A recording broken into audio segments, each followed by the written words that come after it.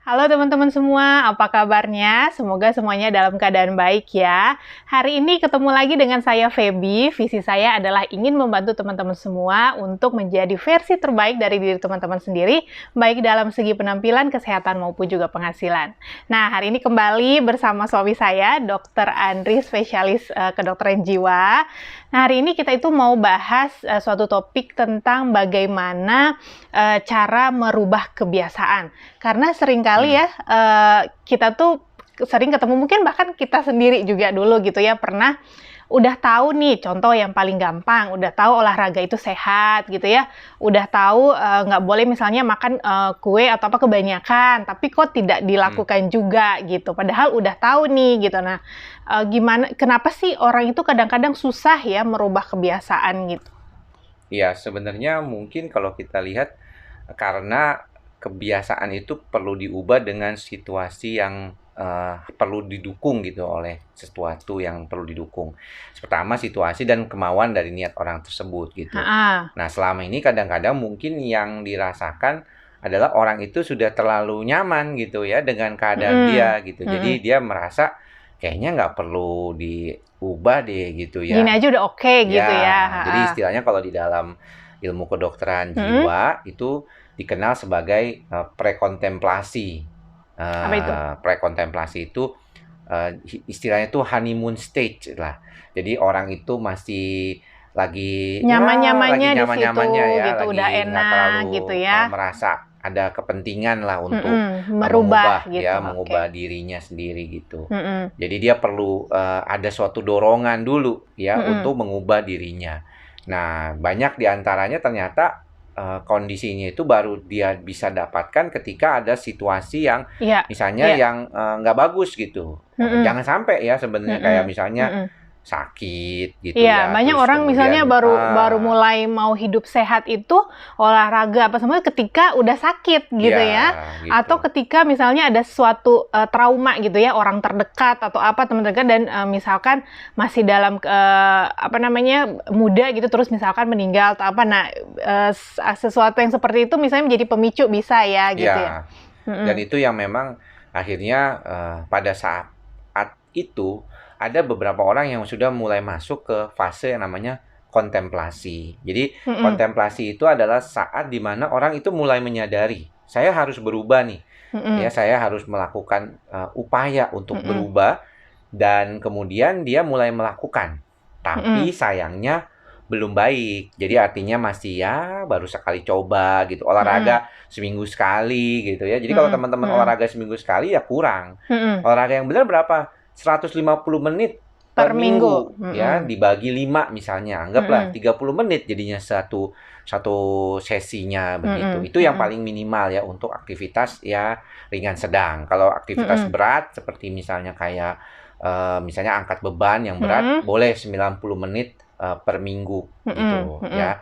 Tapi kalau mau lebih ya boleh juga sedikit, yang penting Iya, kapasitasnya bagus iya. gitu.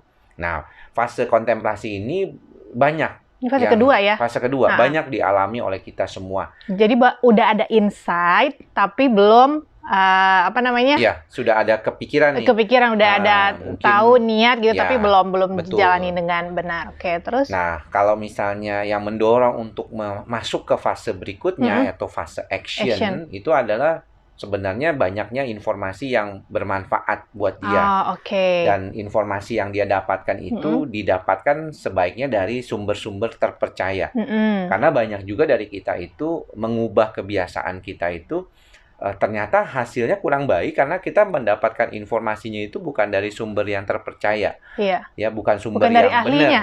sumber yang benar lah. Mhm. Kan banyak banget nih sekarang sumber tuh begitu luar biasa ya di Info internet. di WA group gitu Ya, ya? Oke. itulah sangat luar biasa gitu. Itu Mhm. yang membuat kayaknya tuh problem terkait dengan kondisi ini tuh akan Mhm. sering Mhm. terjadi. Mhm. Nah, ketika dia sudah menetapkan mau berbuat action, nah dia Mhm. bisa tuh akhirnya masuk ke tahap berikutnya di mana si Mhm. orang ini mulai nih mau melakukan sesuatu, Mhm. melakukan aktivitas Mhm. sehat, misalnya olahraganya sudah teratur seminggu 5 kali Mhm. misalnya atau minimal Makanya. 3 kali dah. seminggu begitu ya, dengan tempo misalnya 1 jam sekali olahraga. Sudah cukup kan? Itu sudah lumayan tuh.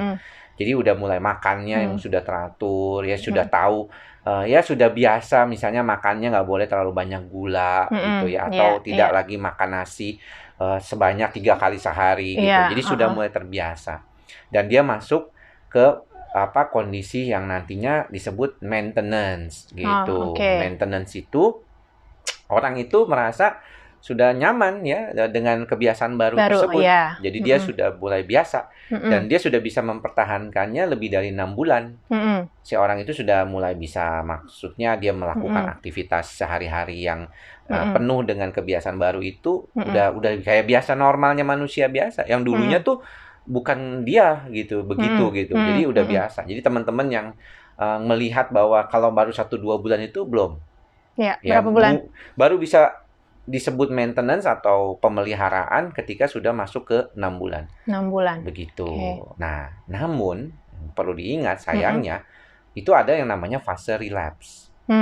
Fase relapse itu adalah di mana kita kembali ke fase di mana kita itu kurang baik. Iya. Nah, ini yang kayak masuk penting. lagi fase 1-nya. Ya, jadi masuk lagi ke fase prekontemplasi. Merasa kok nggak ada manfaatnya seperti itu ya. Fase 1 lagi jadinya malah. Jadi seperti kayak bodo amat deh.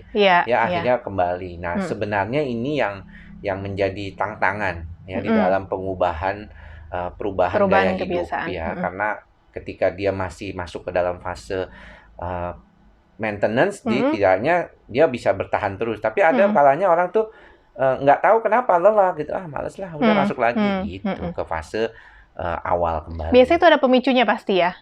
Ya, bisa jadi kalau ini kan sebenarnya stage of change ini dialami pertama kali pada kondisi orang-orang yang mau sembuh dari ketergantungan narkoba.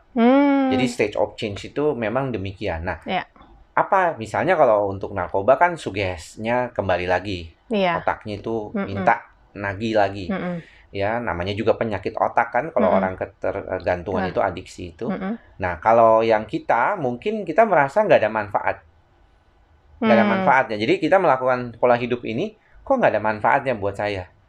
Gitu. Sedangkan otak kita itu selalu mencoba mencari bentuk kesenangan. Bentuk dari mana adanya pengennya reward. Jadi kita tuh harus selalu menyiapkan reward buat otak kita. Walaupun masa sih begitu dok? Iya.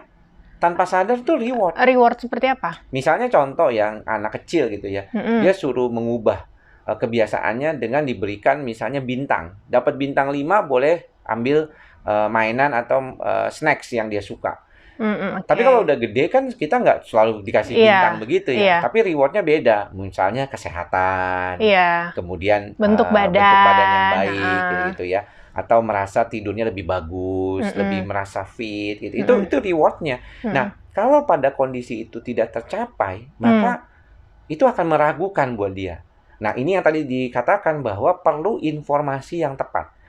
Perlu suatu cara yang membawa orang itu menjadi lebih baik dengan hal yang bagus gitu, hal yang benar. Kalau enggak, dia nggak tercapai. Dia tercapai ngapain?